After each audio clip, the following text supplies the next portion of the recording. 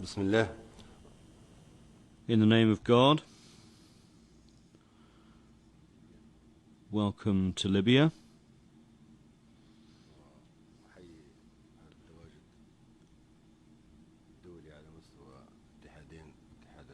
I salute this gathering of the European Union and African Union.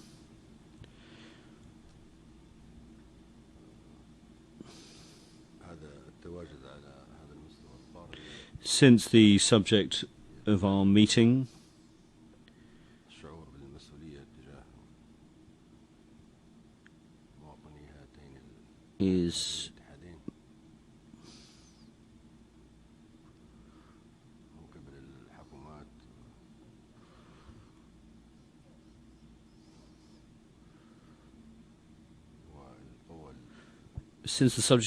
is migration and development, this continental gathering is a testimony to the sense of responsibility of governments and other actors towards the citizens of our two unions.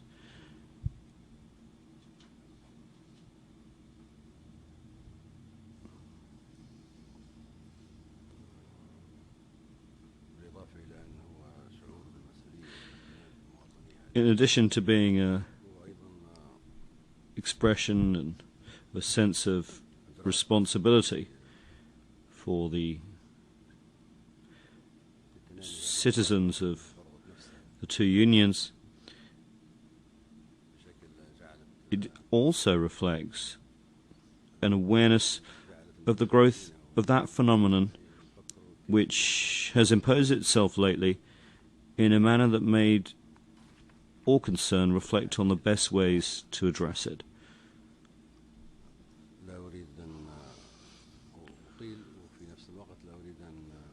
I do not wish to speak at length, neither do I wish to rehash what you've said today, or what has been said in other fora about this phenomenon.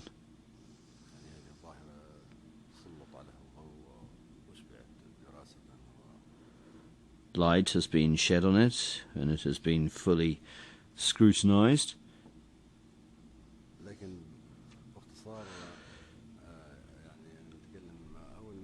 I wish to dwell briefly on some constant human and natural principles and deal with the nature of people's lives.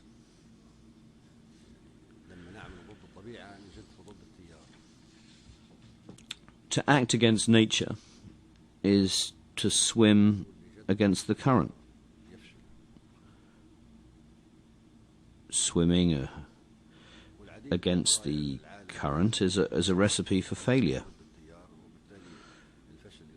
Many of the important questions of today's world are swimming against the current.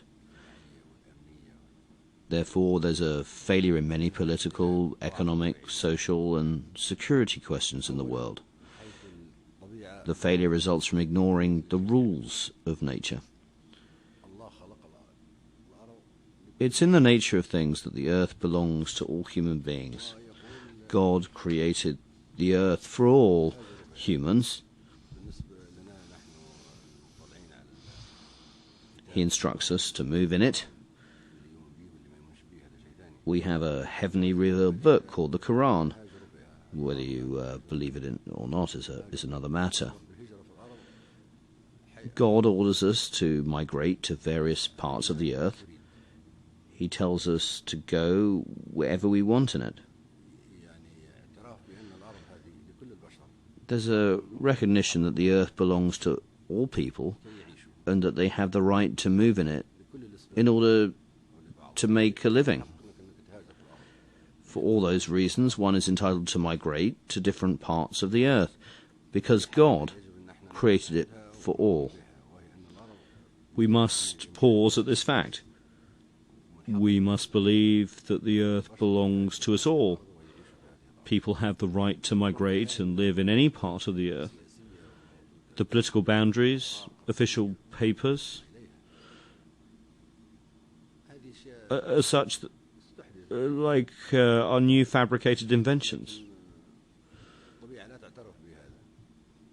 Nature, however, does not recognize them.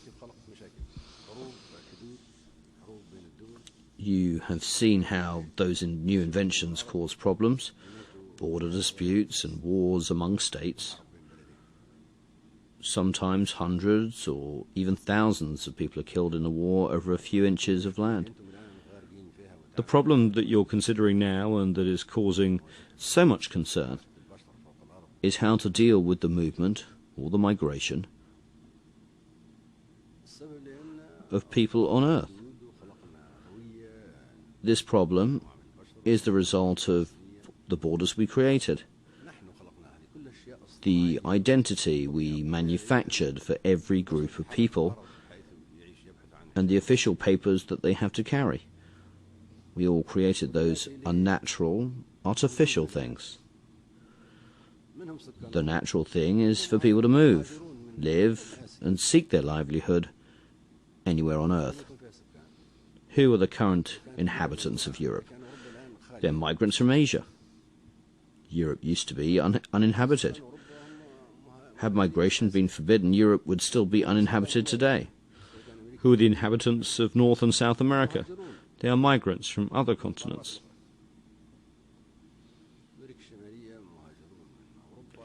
In North America, they're from Europe.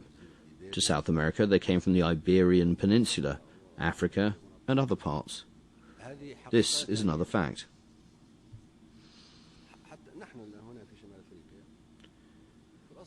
We in North Africa are originally migrants.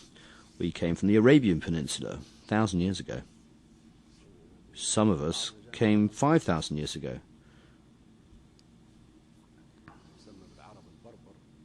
The so-called Berber, they are Arabs who emigrated from the Arabian Peninsula 5,000 years ago. The Arabs who came with Islam have been here for over 1,000 years. These migratory flows created the peoples that currently inhabit North Africa.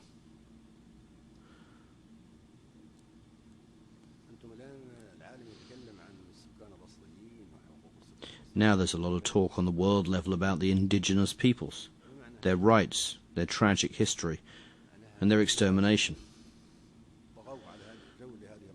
What does that mean? It means that migrants came to a certain place and became so dominant in it that they either exterminated the indigenous people or drastically reduced their numbers. The remnants are subjected to such discrimination that there's now an international outcry for the protection of their rights. When we talk of indigenous peoples, this means that immigrants came and settled in a certain place, be it Australia, the Americas, Africa, or parts of Asia. Are the current inhabitants of Australia its indigenous people? Not at all. They are immigrants. Where are the indigenous people of Australia? Only a few are left. The rest were oppressed or exterminated. Who are the indigenous people of America? They are the so-called Red Indians. Where are they now? They have been murdered or exterminated.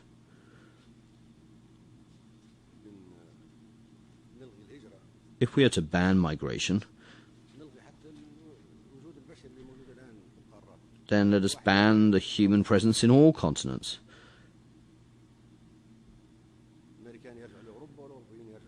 Let everyone return to the land from which they came.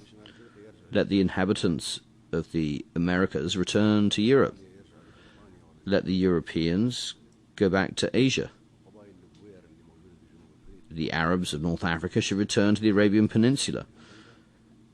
The inhabitants of Australia must return to Britain, Holland, or any other country they hail from. The Boer in South Africa, who have become an integral part of its people, must head back to the Netherlands. These are facts. However, when ministers and experts gather, they do not deal with them. Those irrefutable, disturbing facts are glossed over.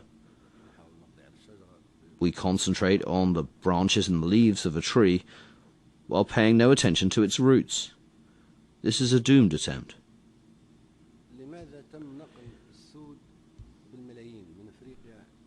Millions of blacks were transferred from Africa to Europe and America. Why are they being stopped now? These are double standards. When the blacks were needed to be used as beasts of burden, nobody said that they must be respected and left to live on their own continent.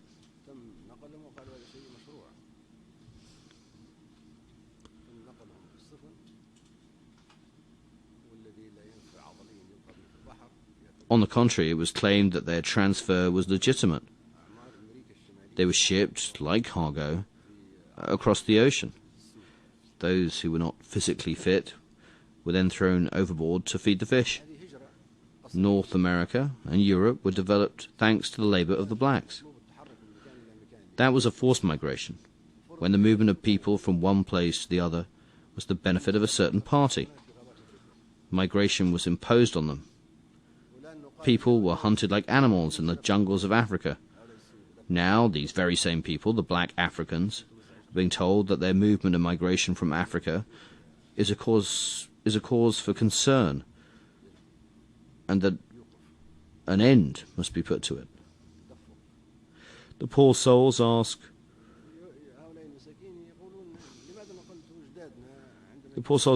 when you were in need, you transferred our forefathers and said that migration was necessary. Why is it different now? Is it true that the things I just mentioned are present in some way in the back of the heads of many people, including illiterate ones? Those thoughts impel them to migrate. In their internal dialogue, they ask themselves, if they transferred my forefathers, why are they erecting barriers in my path? Migration was the engine of development of the world. Certain races migrated to other places. The indigenous people were assimilated. Immigrants came and developed Australia, the islands of the Pacific and the Atlantic. They settled in and developed all of the continents of the world. This is what the poor, illiterate African says to himself. Why are they stopping me now? The answer to this question is what makes him board the death boats that you have been talking about.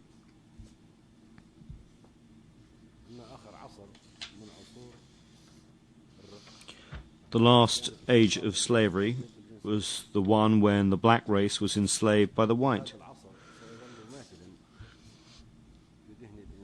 The memory of that era will remain vivid in the minds of blacks until they feel that they were rehabilitated and their dignity restored.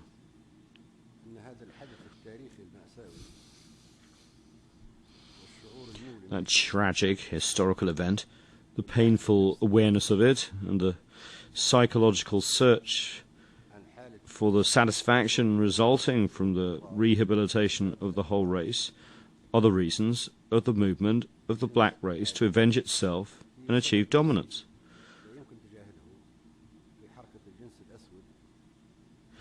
These reasons cannot be ignored. This is part of what the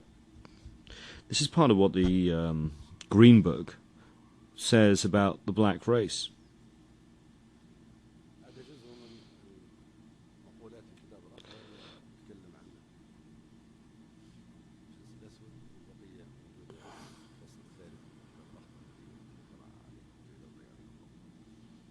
In order to save you time, I refer those who wish to read more to Chapter 3 of the Green Book. The earth belongs to all human beings. Migration took place in the past. Slavery followed it. There was no problem to the transfer of people from their countries to be exploited as slaves. The era of colonialism was ushered in after that.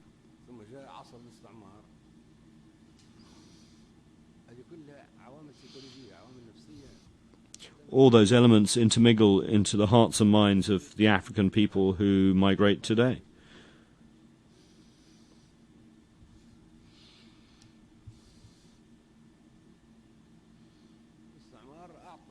Everybody is up in arms against that migration.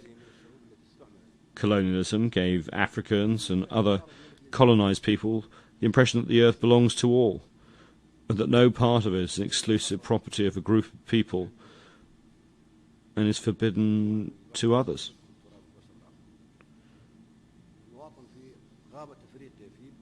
People in the heart of Africa saw Belgians come to settle in their land and own parts of it. They saw the whole of Congo become the personal property of Leopold.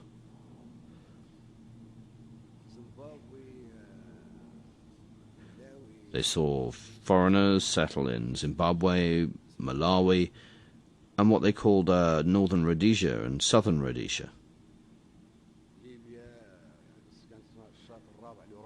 Yeah, Libya was considered Rome's fourth coast. This gave Libyans the feeling that Italy and Libya were one state. If Libya is Rome's fourth coast, why then is it forbidden for a Libyan to go to Italy? When it was necessary for Libya to be that fourth coast, war was waged to make it so. Now what is said is, no, you're an illegal immigrant. You are not welcome here. You are Libyan and you're a foreigner. Did you not say that Libya was your fourth coast? Was it acceptable then because it was in your interest, but now that it serves mine, it becomes unacceptable? Until recently, France maintained that Algeria was an integral part of French soil. France ruled Algeria for 130 years. France annexed Algeria in 1830 and declared an indivisible part of its territory. The fact convinced Algerians that they and France were parts of one whole.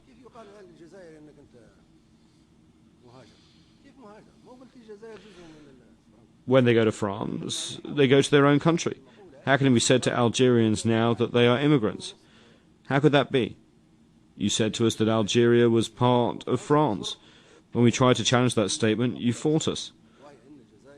1.5 million Algerians paid with their lives to challenge that statement. At the same time, France and Europe continued to insist that Algeria was an integral part of France. They convinced Algerians that they were French and Europeans, so why can't they now go to France? Morocco is an independent state. It's a member of the Arab League, the United Nations, the Islamic Conference. Quetta and Melia are geographically in Morocco, but they are part of Spain. How can anybody convince a Moroccan that Spain and Morocco are not the same thing? He considers the two countries to be one. As I said to you, Quetta and Melia proves that. How can Moroccans be told that they are aliens and immigrants in Spain? They should be able to go to Madrid like they go to Rabat. During the colonial era, the peoples of Africa were made to believe that Europe and Africa are an integral whole. The king of the Belgians was the owner of the whole of the Congo. This being the case, then the Congolese, as the property of the king of Belgium, could go freely to the land of their king and owner. They could move to Belgium, live and work there as if they were in Congo. The same applied to the Algerians in France. As their country was considered Rome's fourth coast, Libyans had the right to go to Rome. Citizens of Zambia, Zimbabwe, Malawi and Rhodesia were told that their countries belonged to Britain. Therefore, they could go to Britain, as if they were moving inside their own country.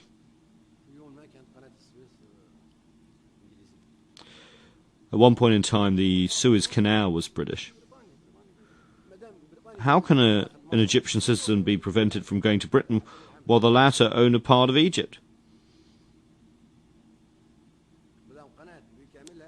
How can he not be allowed to go to work or even reside in Britain if the Suez Canal, an integral part of Egypt, was the property of Britain?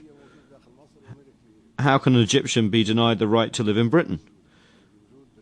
Which is graver, the recognition of the ownership by a foreign power of a whole canal that falls within the territory of Egypt, or the presence of some Egyptians who seek work in Britain?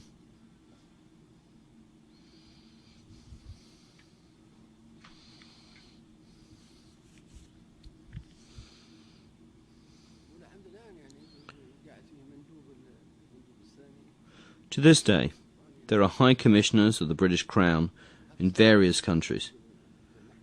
India was the jewel of the Crown. Then Indian citizens can go to Britain in their millions, since they are subjects of the Crown. How can they be told that they are foreign immigrants?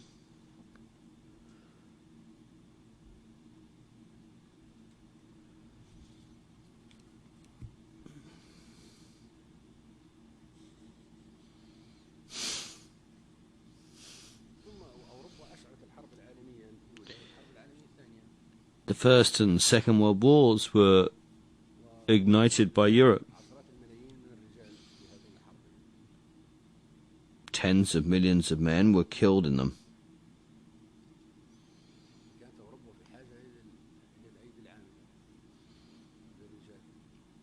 Europe needed labour, so Asians and Africans were encouraged to move to Europe.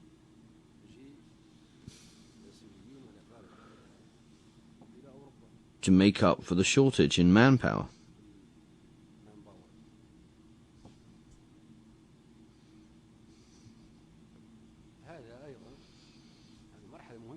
This fact is very important because it gave Africans and Asians the feeling that in time of need they can go to Europe. When Europe needed them, they were transferred. When they were needed as slaves, soldiers, and cheap labour, they were transferred. When Europe needed colonies, it came to their countries. It would be both ignorant and superficial on our part to ignore those historical and psychological accumulations. In addition, the colonial era resulted in the pillage of Africa's riches. The gold mines were depleted and left as gaping holes in the ground.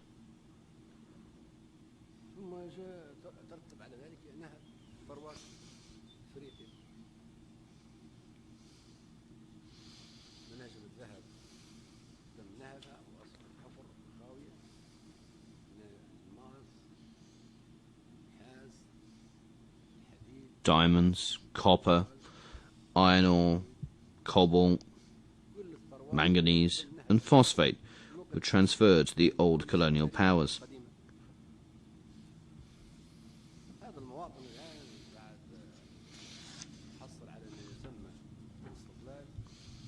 After achieving their so-called independence, people of the former colonies wanted to build their countries.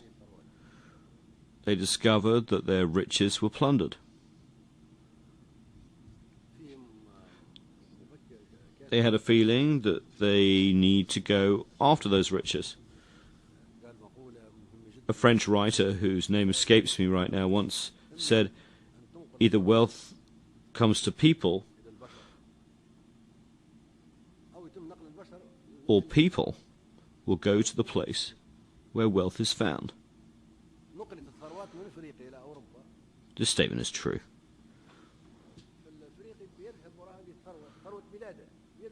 Riches were transferred from Africa to Europe. Africans go after those riches of their land. They cannot restore those riches to their countries, so they go to work as labourers in the factories built on the riches of their continent.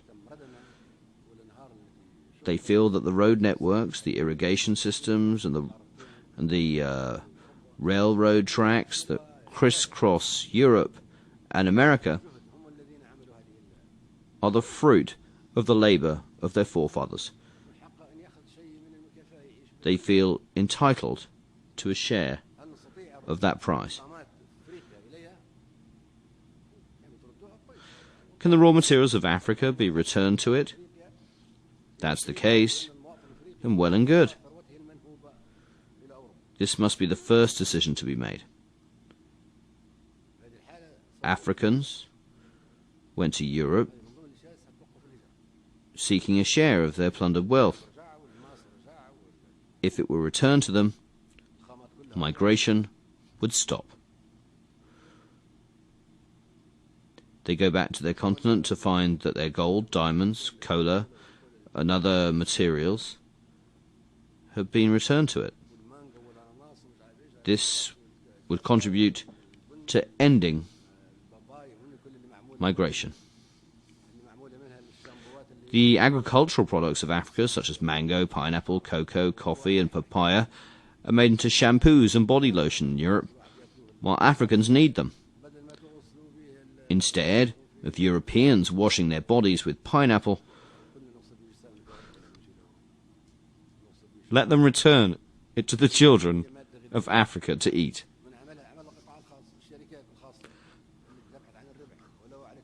Or let us all go to Europe and use it to wash our hair and bodies. Who has turned nutritious food into cosmetic products? It's the private sector.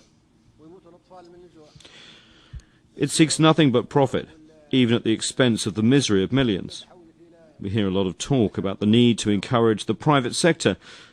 However, it was that sector that stole the food of the hungry children and transformed it into cosmetic products for the sake of profit, while the children starved to death. Eggs, cocoa, milk, and all kinds of fruits were made into shampoos. Let us move now to some existing measures that actually favour migration. The purpose of your meeting is to address and reverse migration. However, there are some existing political and administrative measures that act against that purpose and favour migration.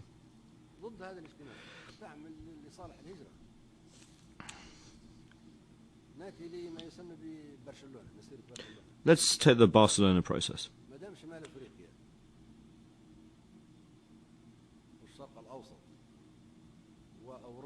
North Africa, the Middle East, Europe and the Mediterranean are covered by that process. Therefore, as a citizen under the umbrella of Barcelona, I'm entitled to move to Europe. Has the Barcelona process not called for cooperation, the elimination of poverty, the freedom of movement and labour?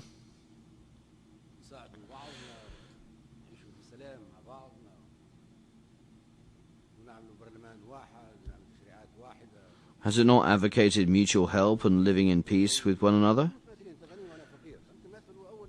Does it not aim at the creation of a single parliament and the harmonization of legislation and the achievement of similarities among its component parts? How can we be similar while you are rich and I am poor? I must become as rich as you are, then you, as a European citizen, must allow me, an African citizen, to share your wealth. The Barcelona process has encouraged this line of thinking. How can you initiate that process, then decide to stand against its logical results? This meeting is against the spirit of Barcelona. That spirit calls for integration, for allowing us to move to Europe in our millions. End the Barcelona process.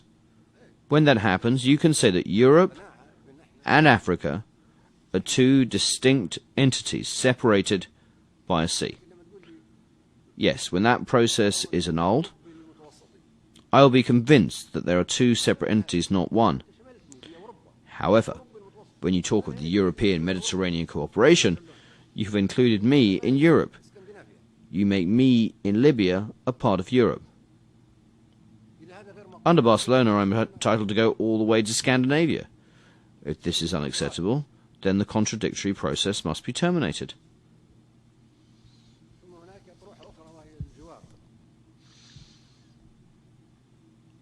There is another notion that the new neighbourhood put forward by the EU, this is interesting.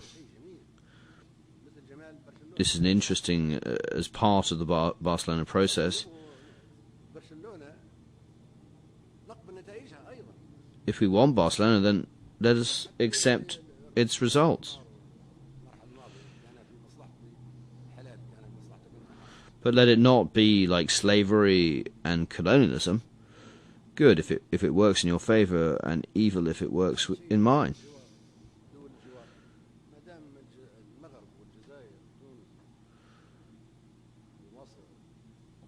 Algeria, Morocco, Tunisia, Egypt and Jordan have become the neighbours of Europe under the new initiative.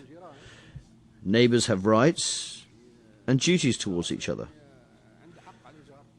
When they're in need, they go to their neighbours. Someone can say, I'm from the neighbourhood, I'm going to my new neighbours. Who are those neighbours? They're the Europeans who accepted me as their neighbour.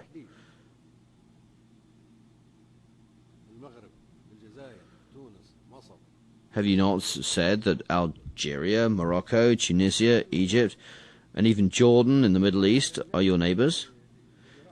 Then those people have the right to go to their neighbours in Europe.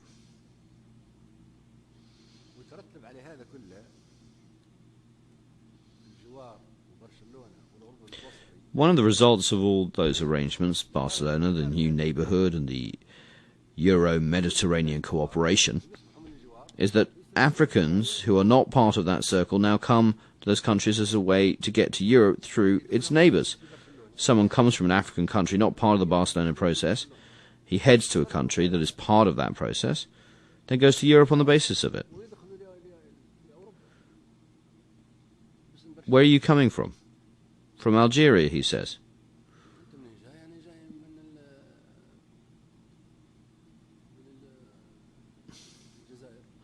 Why are you coming to Europe? His answer would be, because Algeria is a part of the Barcelona process. Does that process not cover Europe and the Mediterranean? Am I not from the Mediterranean? Why are you preventing me from migration? I'm here to live and benefit from Barcelona and the new neighbourhood. They say there's a thing called the Mediterranean Partnership or something like that. A partnership means that we share everything as partners.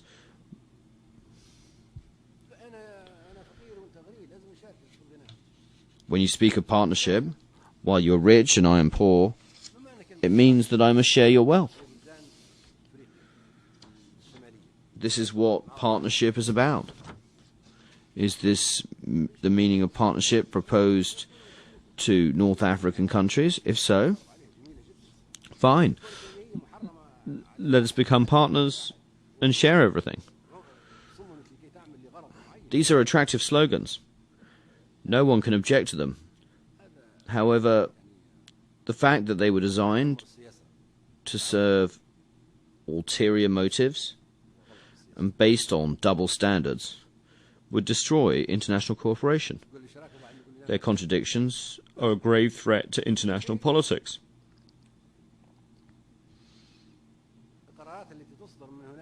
You talk of partnership, they say you cannot share. Go back from where you came from. Have you not told me I was your partner? If you're serious about the resolutions you're going to adopt here, then all these things, the partnership, neighbourhood and Barcelona, must be cancelled. The visas must be reinstated.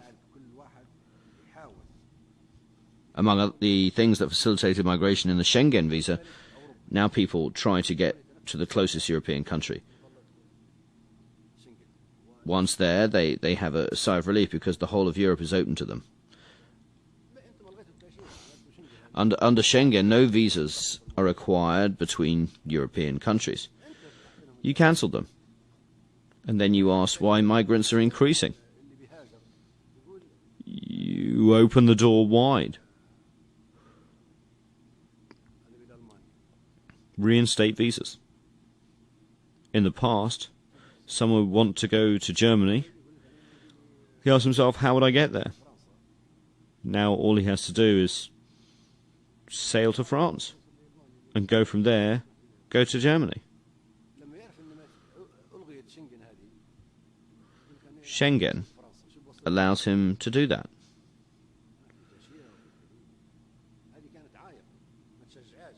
When he knows that Schengen is no longer, he will think twice. If there are borders and visa requirements, how will he be able to get from France to Germany? Those obstacles would discourage him leaving Ghana, Mozambique or Zimbabwe. Now they think that getting to Europe is easy.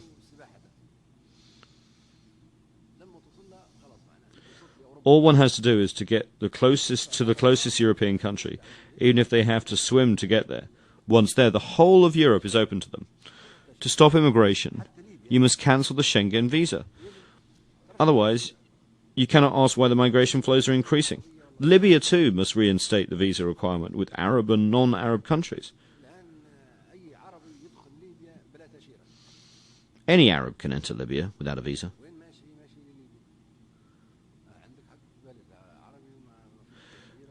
Libya is an Arab country and a member of the Arab League. It is a rich, oil-producing country with small population and no poverty.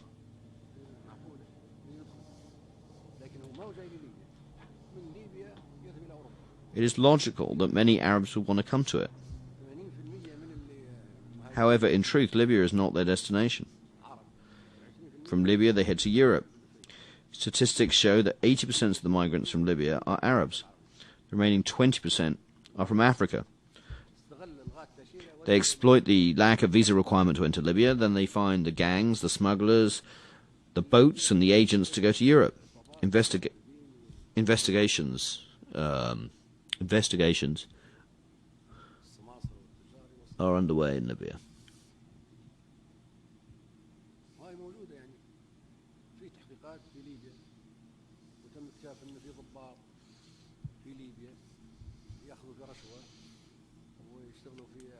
It was discovered that some officers here take bribes and are involved in smuggling operations.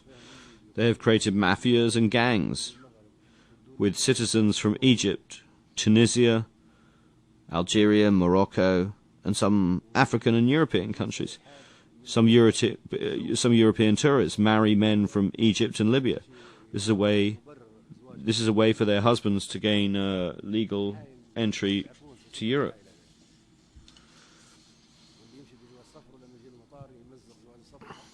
There are many ways to circumvent the law. I'm sure you're aware of them. Some people destroy their passports upon arrival and make taking care of them your problem and burden.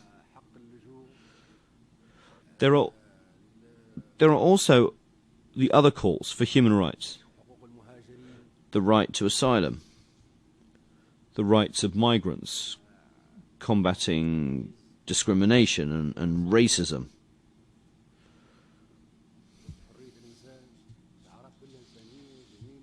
These are wonderful, humane slogans.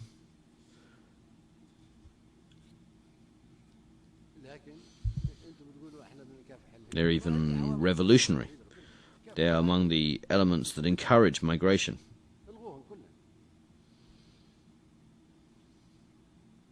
If you want to limit migration, you have to deal with those elements. If anyone can be granted refugee status and receive a monthly salary, the moment they arrive in Europe, then thousands will rush to Europe. The right of asylum was corrupted by you.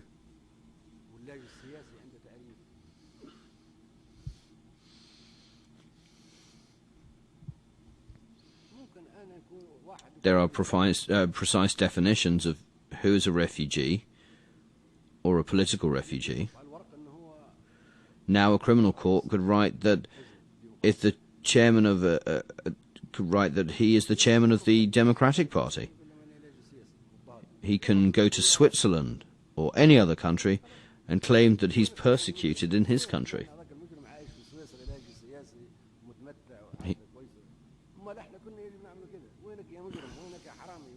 He's then accepted as a political refugee and receives financial support.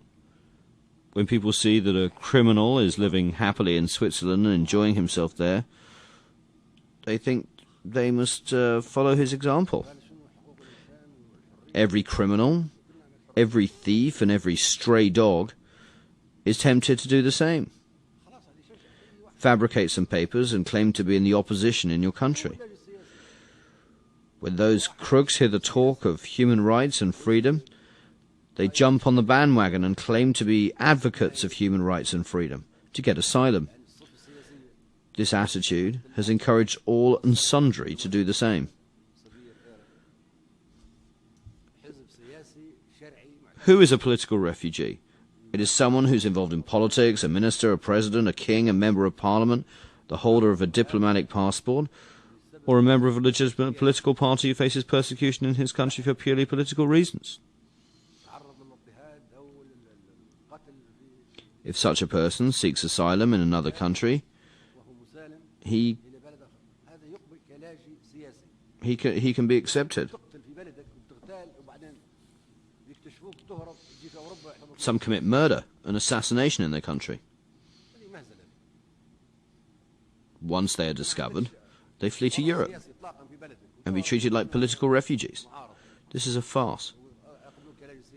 Some people have no political position in their countries, escape from their countries and claim to be in the opposition and seek political asylum. They're not politicians. They are nothing but stray dogs. How can you receive them as political refugees? This attitude has encouraged a lot of people to do the same so as to be able to live in Europe ultimately. Europe needs to reconsider and redefine political refugees. Can anybody who deceives you be a political refugee? Look at those who are given political asylum and then turn into terrorists in Europe.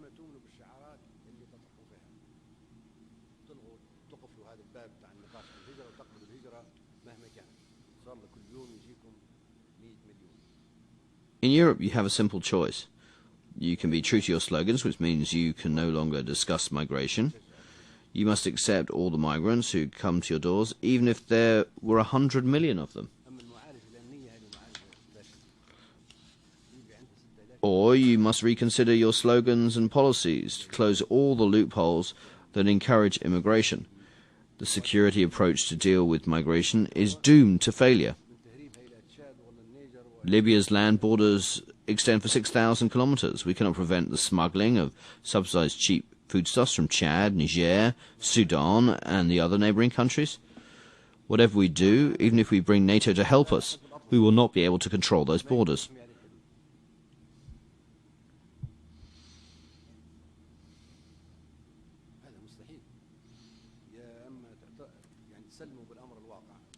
You could also accept reality.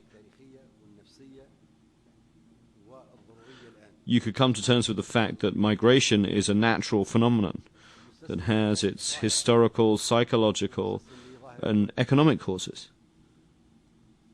You could accept that a phenomenon like we accept a tsunami and other natural phenomena. Then there will be no need to exert ourselves in meetings such as this.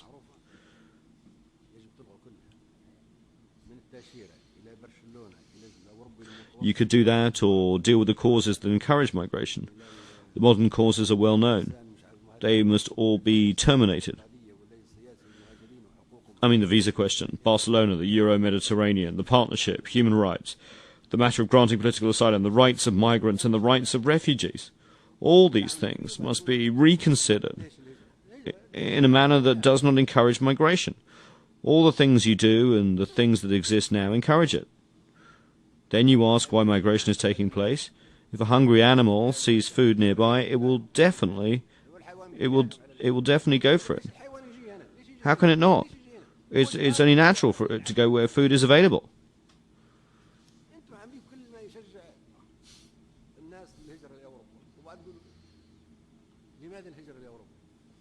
People go to Europe because everything you put in place encourages them to do so.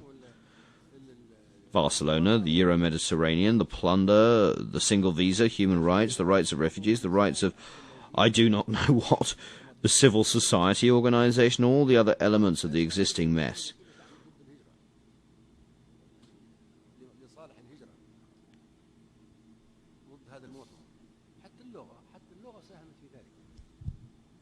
All of those things encourage migration. They all work against this conference. Even language plays a role in this.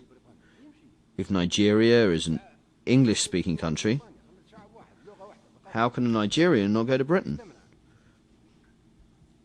If he has been made a part of that language and culture, how and why is he prevented from going there? Ghana, too, is an English-speaking country. Why is Ghanaian not allowed to go to Britain? He was colonized, oppressed, enslaved, and a language was imposed on him. No one thought that one day he would use that fact to create a problem, to demand his right to go to your country because he speaks the same language. The same is true of French speakers. They would find it hard to understand why a conference like this one, a conference that opposes migration, is held in the first place. They would say that they are francophone, that they have the right to go to France. We speak the same language, we're part of the same culture, we are the same people. What is this conference for? Cancel it, for we are going directly to France. You know the facts, but you prefer to deny them. It would be catastrophe if you did not know them. There is another very dangerous dimension related to migration. Look at the map of the world.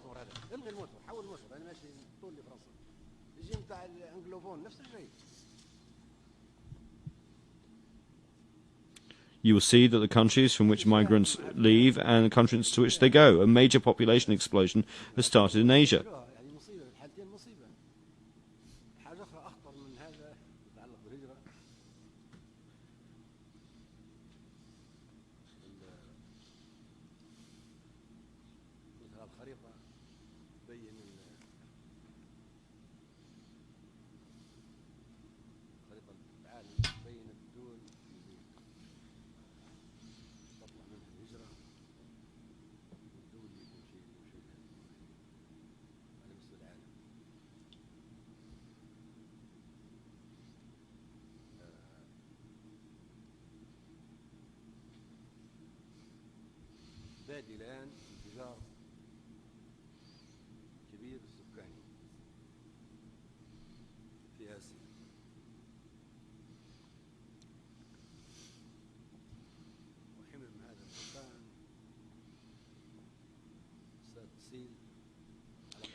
It will reverberate all over the globe.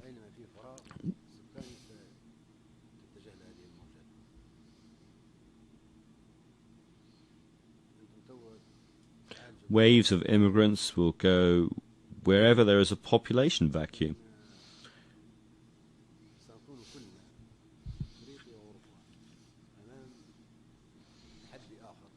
Now you're addressing migration from Africa to Europe. Soon, all of us in Africa and Europe will face the new challenge of vast waves of immigration from Asia. They will come like swarms of locusts as a result of the population explosion in China, the Indian Ocean, and East Asia. A look at the map would make that threat abundantly clear.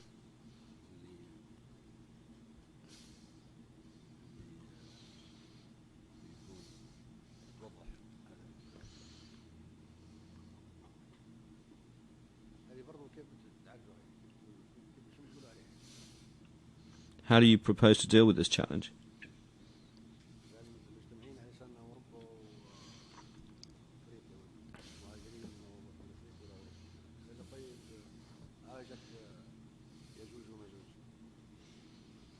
You are gathered here to discuss migration from Africa to Europe. Now a human deluge of astronomical proportions is about to be upon us. Like the biblical Gog and Magog, they will come. I'm sounding the alarm before the whole world. The population explosion in Asia is another grave challenge. It will engulf Africa and Europe.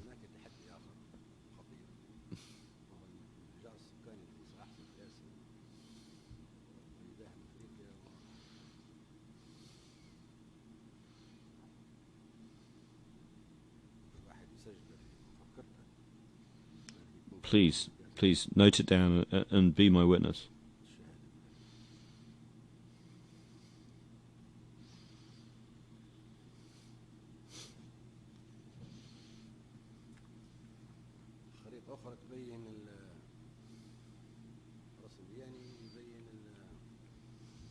Another look at the map would reveal additional causes for the increase in migration.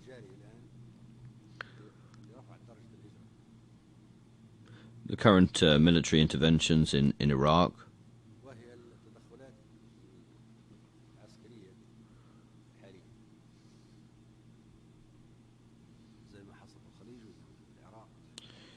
the Gulf, the Middle East, the Kurdish region in Turkey and Iran, and the situation in the Horn of Africa all feed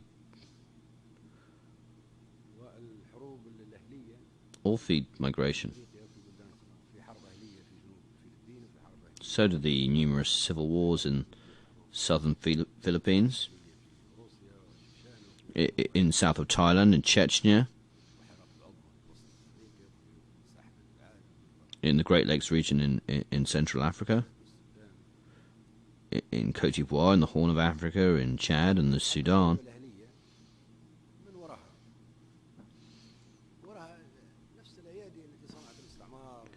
All these civil wars increase migration. Who's behind them? The same hands that created colonialism and caused havoc in the world are behind those civil wars. The private sector, the weapons manufacturers, and the arms merchants benefit from them.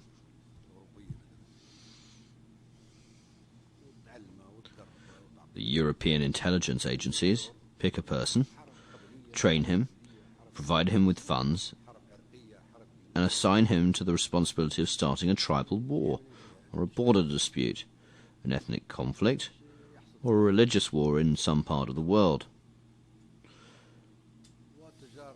When this war flares up, it benefits the arms merchants and the weapons manufacturers.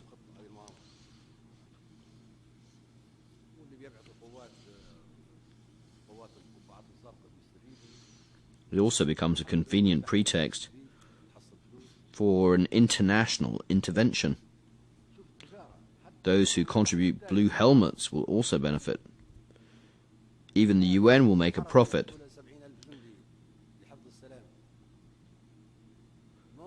It has become such a business.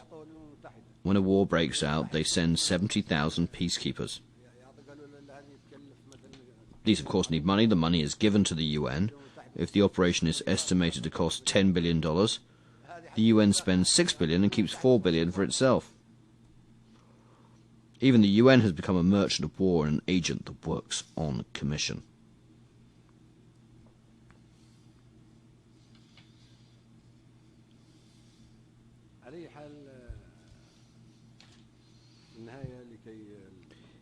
In conclusion, I don't want there to be any confusion or a misunderstanding of what I've said. I don't want to discourage you.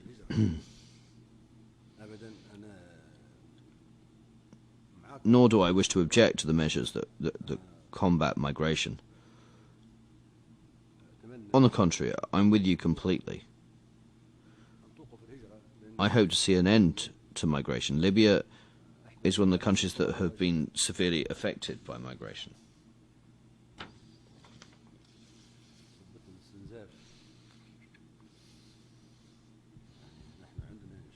It's depleted our resources. We have twice or 3 times as many people as our own in Libya. We feed them, we house them, we provide them with transportation, and they take their share of all the cheap products subsidized by the Libyan budget. We sincerely hoped that you will find a solution for this problem. I was completely honest with you. I have uncovered the truth and laid it bare before you in order for you to find a solution.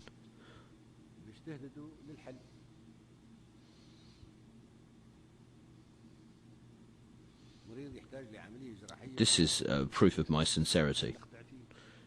If a patient needs surgery, we cannot give him painkillers. That would be an act of deception, an act that can only be carried out by an ignorant person. Honesty dictates that a professional doctor talks honestly with the patient and tells him the truth about his case, and to inform him that he is in need of major surgery and not just painkillers. What I tried to do was put the whole truth before you. Earth belongs to all human beings. The inhabitants of all continents are originally migrants. This has to be taken into account.